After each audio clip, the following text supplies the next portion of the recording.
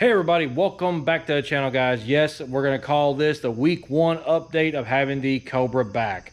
For those of you who don't know, I sold the blue car and to a local guy. You can check that video out up here, and also the other video will be popping up here in a second of me going to get my Cobra back, Project Refang, my 1997 Mustang Cobra with the Coyote swap. I'm going to go over with you, some of the stuff that was done to the car. If you don't want to go back in the other videos, just to give you a quick cliff notes, if you will, of what the car is all about. So here it is. Like I said, 1997 Mustang Cobra. It does have a Gen 1 Coyote swap in it.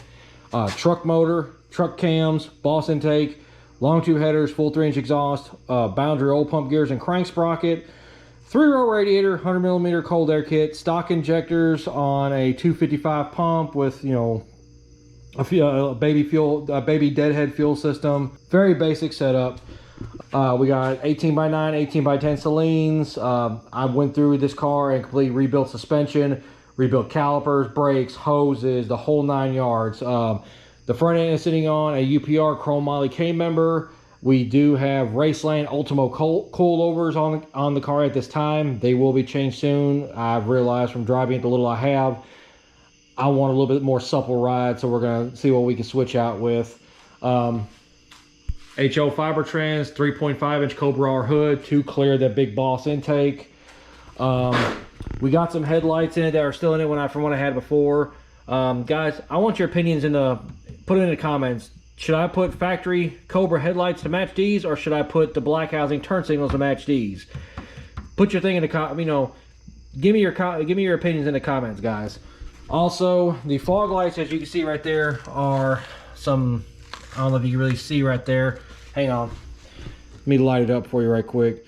They're just some generic LED style, and I'm gonna change them back out actually with these right here.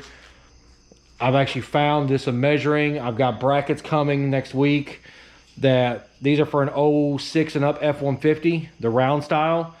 Actually fit the hole very well, fit the brackets very well, and also everything will actually line up with the adjuster, and the side pieces and everything will actually line up. So if that does work out, I'll make a little write-up and a little video about it for anybody who wants to do that in the future instead of the Envoy mod or what have you. Interior of the car. It is, in fact, let me just get over here for you, make it easier. It is a saddle interior, all redone. I forgot I took that down, sorry. It is a saddle interior, all redone. I put new carpet, new floor mats, new seat leathers. I actually found some 94, 95R, I forget what you call it, but I found those and put them in because I kind of liked them. Inside wise, factory cluster. Still works as factory. Still got the same Chem 1 radio that was in it when I had it. Still has the clock in it. I mean, its car's still in great shape. The only thing I've got to fix in the interior is that right there. Somebody decided to put a screw in that because they broke the clip instead of doing it the correct way. I'm going tomorrow to pick up another set of door panels with good cards, and hopefully that'll take care of the issue. And also one of these it's got some tears in it. I think it's this one over here. It's actually got some tears in it in the bottom piece of the door panel. I'm gonna get them fixed. For the Mach 460 in it, the Mach 460 has been disabled. I've actually got in a box over there on the side of the garage. I've actually got some a 6-channel amplifier and some other stuff. So I'm probably gonna go through and redo the stereo system in it eventually. Steering wheel. I contacted the company. They are a little bit backed up right now, so they gave me an ETA one to send in the steering wheel to get re-leathered. And so whenever I do that, it's going to be gone for roughly about 4 to 6 weeks. So the car will, of course, be sitting for 4 to 6 weeks without an airbag, without a steering wheel. So whenever that time comes, they tell me they're ready for it, I'll take it off and send it to them. S281 Saline style wing.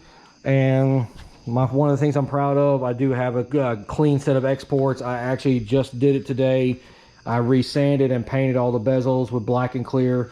So this way the whole back end now completely does come together and look way better than it used to. And then also, guys, there are some future plans for the car. Number one thing that is going to be happening, we are doing a 340 stealth in-tank pump. We are doing either LU47s or GT555s in it, so I can run E85 if I want to. Daryl is, of course, going to be doing the tuning, Winker Performance. Make sure you check out his channel up here and check out his website. Awesome tuner. Other than that, guys, there's gonna be a few other things done to the car eventually. T56 swap. I do have some more special parts coming for it from overseas here in about 2 weeks. So when they get here and I get them on, there will be a video on those, and then I'll have a few. I'll have over half the pieces of some of the European and the export cars on the car. So make sure you stay tuned for that. Next thing I want to go over, guys. Not all of us are mechanically inclined. I'm one. I've been taught. I've learned trial and error. I've been trained on how to do stuff and do it properly. I cannot stand, and I'm sorry, this is gonna be a rant. I cannot stand for somebody that calls themselves a mechanic and does some jack leg crap to a car. As in, let me show you. When I got the car, I knew it needed something going on with the rear brakes because the pads were wore down. You see, I've got everything tore down. I know you're probably gonna say something about the caliper dangling. It's about to get replaced, and that line's about to get replaced because of what's happened. Number one, because of not using correct bolts and not attaching stuff properly, this pad, as you see, is wore on an angle and is wore completely out. The inner pad's actually still good, but I've got new brake pads for it right there. Also, the slide pins, you see I'm bottomed out in there. I don't know if you can see that or not, but because of how they mounted it, both of those are wore out. They had one bolt holding the actual physical caliper on. The other one either came out or never went back in.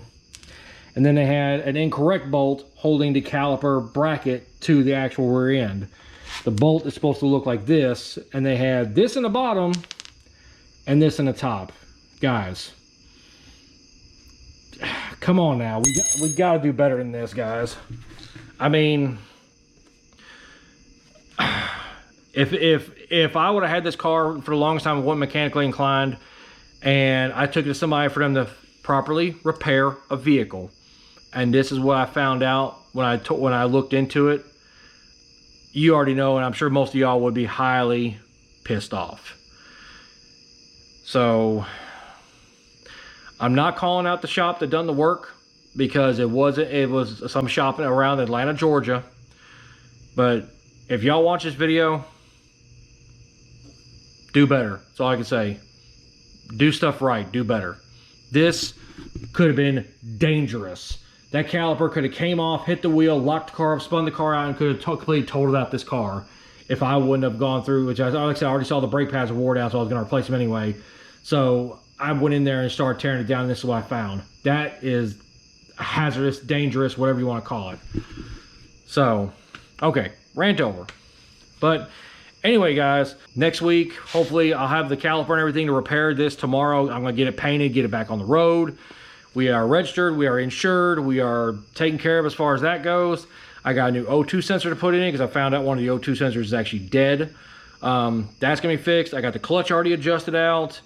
I mean, the car is ready to go basically once this is done. I also do want a second opinion from you guys. As you can see right now, the car does have the Celine style late model wheels, which are a good looking wheel. Very, very, clean looking. I'm not the biggest fan of them. I'm looking into a different style of wheel. I'm actually looking into the other late model wheels, the series wheels they have, either the Series 2 or the Series 3, same size, same specs, but in chrome. So, guys, like I said, give me your opinions, put them down in the comments below.